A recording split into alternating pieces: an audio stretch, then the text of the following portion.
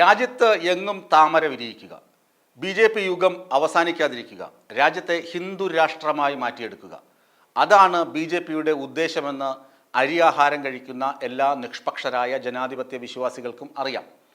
കേരളത്തിൽ പ്രത്യേകിച്ച് ആളുകൾക്ക് വ്യക്തമായി അറിയാം. അതുകൊണ്ടാണ് കേരളത്തിൽ BJP പച്ച പിടിക്കാതെ പോകുന്നതും. അവരുടെ വർഗീയ സ്വഭാവം കൊണ്ടാണെന്ന് അവർക്കുള്ളിൽ നിന്ന് പുറത്തു വന്ന സന്ദീപ് വാര്യർ തന്നെ പറഞ്ഞു വയ്ക്കുന്നുണ്ട്. എന്നാൽ ഇപ്പോഴൊരു കാര്യം എടുത്തു പറയേണ്ടത്, ഒരു രാജ്യം ഒരു തെരഞ്ഞെടുപ്പ് എന്ന് പറഞ്ഞുകൊണ്ട് കഴിഞ്ഞ പാർലമെൻറ്റ് തെരഞ്ഞെടുപ്പിന് തൊട്ട് മുന്നെയാണ് മാർച്ച് മാസത്തിലാണ് മുൻ രാഷ്ട്രപതി രാംനാഥ് കോവിന്ദിൻ്റെ നേതൃത്വത്തിലുള്ള സമിതിയെ നിയോഗിച്ചു ഇതിനെക്കുറിച്ച് സാധ്യത പഠിക്കാൻ.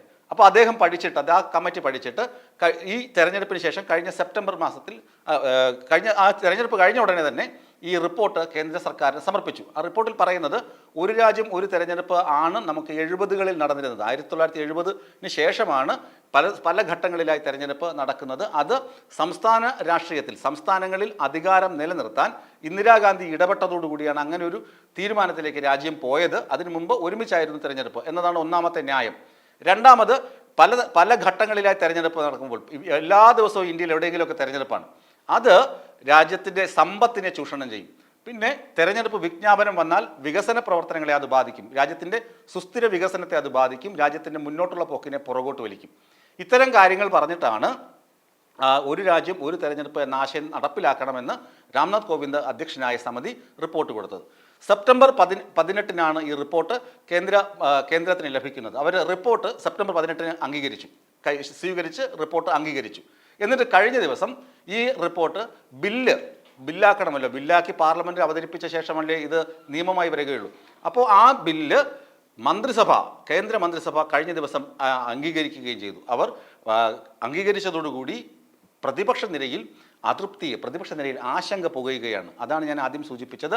രാജ്യമെങ്ങും താമര വിരിയിക്കുക, ഹിന്ദുരാഷ്ട്രം സജ്ജമാക്കുക, ഒരു ഹിന്ദുത്വ അജണ്ടയുടെ അല്ലെങ്കിൽ മനുസ്മൃതിയൊക്കെ ബേസ് ചെയ്തുള്ള ഭരണം നടപ്പിലാക്കുക തുടങ്ങിയ ഈ താലിബാനിസം എന്നൊക്കെ പറയുന്നത് പോലെ ഹിന്ദു വർഗീയവാദികളുടെ ഇഷ്ടാനുസരണം കാര്യങ്ങൾ മുന്നോട്ട് കൊണ്ടുപോവുക, അതൊക്കെ BJPയുടെ ഗൂഢലക്ഷ്യമാണ്. അവരതിനു വേണ്ടി ഇതൊക്കെ പടച്ചുവിടുന്നു എന്ന ഭയം പ്രതിപക്ഷ പാർട്ടികൾക്ക് ഉണ്ടാകുന്നുണ്ട്.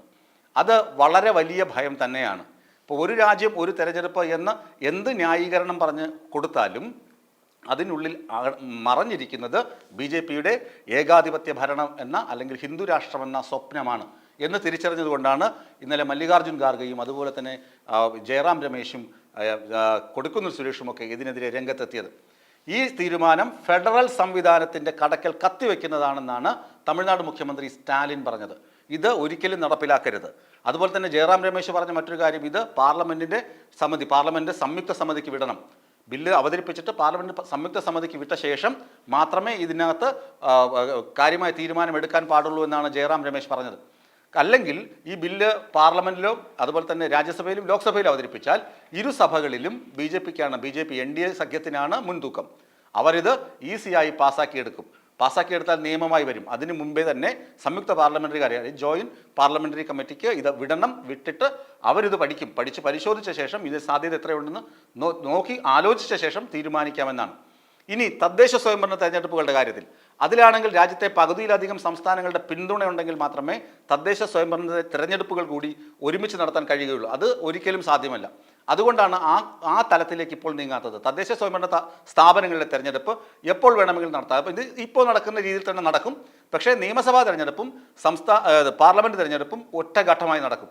അതുകൊണ്ട് സാമ്പത്തിക ലാഭം ഉണ്ടാക്കാം എന്നാണ് കേന്ദ്രം വിശ്വസിപ്പിക്കുന്നതെങ്കിലും അതിൻ്റെ പിന്നിൽ അജണ്ടയാണ് ഞാൻ പറഞ്ഞത്. ഇനി ഇത് പാർലമെൻറ്റിലും അതുപോലെ തന്നെ ലോക്സഭയിലും രാജ്യസഭയിലും ഈ ബില്ല് പാസ്സായി നിയമമായി വന്നാൽ 2029 ഇത് നടപ്പിലാക്കും. അതിന് നടപ്പിലാക്കാനുള്ള ശ്രമമാണ് നടക്കുന്നതെന്ന് BJP തന്നെ പലപ്പോഴും വ്യക്തമാക്കിയിട്ടുണ്ട്. അതുമല്ല, മൂന്നാം മോദി സർക്കാരിൻ്റെ പ്രധാന തെരഞ്ഞെടുപ്പ് പ്രഖ്യാപനം തന്നെ ഇത് നടപ്പിലാക്കുമെന്ന്, ഒരു രാജ്യം ഒരു തെരഞ്ഞെടുപ്പ് എന്ന പദ്ധതി നടപ്പിലാക്കും, അങ്ങനെ ആയിരിക്കും നമ്മുടെ തെരഞ്ഞെടുപ്പ് ഇനി നടക്കുന്നത് എന്ന് തന്നെയായിരുന്നു അവർ പ്രചരിപ്പിച്ചിരുന്നത്. പ്രചരണവും ആയുധവും അത് തന്നെയായിരുന്നു. അതുകൊണ്ട് തന്നെ 2029 ഈ നിയമം പ്രാബല്യത്തിൽ വന്നാൽ ഒരു രാജ്യം ഒരു തെരഞ്ഞെടുപ്പ് നടപ്പിലാവുകയാണെങ്കിൽ കേരളം, തമിഴ്നാട് പോലുള്ള സംസ്ഥാനങ്ങൾക്ക് മന്ത്രിസഭയ്ക്ക് കാലാവധി പൂർത്തിയാക്കാൻ കഴിയുകയില്ല. കാരണം 2024 തമിഴ്നാട്ടിലും കേരളത്തിലുമൊക്കെ തെരഞ്ഞെടുപ്പ് വരുന്നത്. അങ്ങനെ തെരഞ്ഞെടുപ്പ് കഴിഞ്ഞ് ഒരു മന്ത്രിസഭ അധികാരമേറ്റാൽ 2029 5 വർഷമാണല്ലോ മന്ത്രിസഭയുടെ കാലാവധി. 2029 അടുത്ത പാർലമെൻറ്റ് തെരഞ്ഞെടുപ്പ് വരും. അപ്പോൾ ഈ ഒരു രാജ്യം ഒറ്റ തെരഞ്ഞെടുപ്പ് എന്ന വിഷയം എന്ന ആശയം നടപ്പിലാക്കിയാൽ തമിഴ്നാട്, കേരളം പോലുള്ള സംസ്ഥാനങ്ങൾക്ക് കാലാവധി പൂർത്തിയാക്കാൻ കഴിയുകയില്ല. ഏറെക്കുറെ ഒഡീഷ, ആന്ധ്രാപ്രദേശ്, സിക്കിം, അരുണാചൽ, അതായത് ആ തെരഞ്ഞെടുപ്പ് നടന്നത് ഈ നമ്മുടെ പാർലമെൻറ്റ് തെരഞ്ഞെടുപ്പ്, ഈ കഴിഞ്ഞ പാർലമെൻറ്റ് തെരഞ്ഞെടുപ്പ് ഒപ്പം നടന്നതാണ്. ആന്ധ്ര തെരഞ്ഞെടുപ്പ് നടന്നു, അതുപോലെ ഒഡീഷയിൽ, സിക്കിമിൽ, അരുണാചലിലൊക്കെ അവർക്ക് കാലാവധി പൂർത്തിയാക്കാൻ കഴിയും. ആ മന്ത്രിസഭകൾക്ക് കാലാവധി പൂർത്തിയാക്കാൻ കഴിയും 2029. അതുപോലെ തന്നെ ഹരിയാന, ഈ അടുത്ത ഇലക്ഷൻ നടന്ന ഹരിയാന, ജമ്മു കാശ്മീർ, ജാർഖണ്ഡ്, മഹാരാഷ്ട്ര, ഇവർക്ക് ഈ സംസ്ഥാനങ്ങളിലൊക്കെ ഏറെക്കുറെ കാലാവധി പൂർത്തിയാക്കുന്ന സമയം എത്തുകയും ചെയ്യും. എന്നാൽ മറ്റ് സംസ്ഥാനങ്ങളുടെ ഗതി അധോഗതിയാണ്. മന്ത്രിസഭയുടെ കാലാവധി പൂർത്തിയാവുകയും ഇല്ല. അങ്ങനെയാണെങ്കിൽ ഭരണമാറ്റമൊക്കെ ചടുലമായി നടക്കും. ഈ രാഷ്ട്രീയ കക്ഷികൾ, പ്രതിപക്ഷ രാഷ്ട്രീയ കക്ഷികൾ ഇതിനെ എതിർക്കുന്നത് തന്നെ അതുകൊണ്ടാണ്.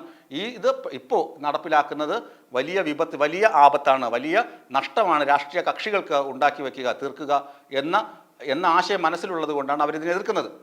ഇനി ഈ തെരഞ്ഞെടുപ്പ്, ഒരു രാജ്യം ഒറ്റ തെരഞ്ഞെടുപ്പ് എന്ന ആശയം BJP നടപ്പിലാക്കിയാൽ, BJP ആണ് ഭരണകക്ഷിയെങ്കിൽ നേട്ടം മുഴുവൻ BJPക്ക് തന്നെയായിരിക്കും. പാർലമെൻറ്റ് തെരഞ്ഞെടുപ്പിൽ ഇപ്പോൾ കിട്ടിയതിനേക്കാൾ മൃഗീയമായ ഭൂരിപക്ഷം അവർക്ക് ലഭിക്കാനുള്ള സാധ്യതയുടെ വാതിലും തുറന്നു കൊടുക്കും. അതുകൊണ്ട് തന്നെയാണ് മോദി സർക്കാരും അമിത്ഷാ ഉൾപ്പെടുന്ന ആളുകളൊക്കെ ഇത് നടപ്പിലാക്കിയേ തീരുവെന്ന് വാദിക്കുന്നതും പ്രതിപക്ഷം അതിനെ എതിർക്കുന്നതും.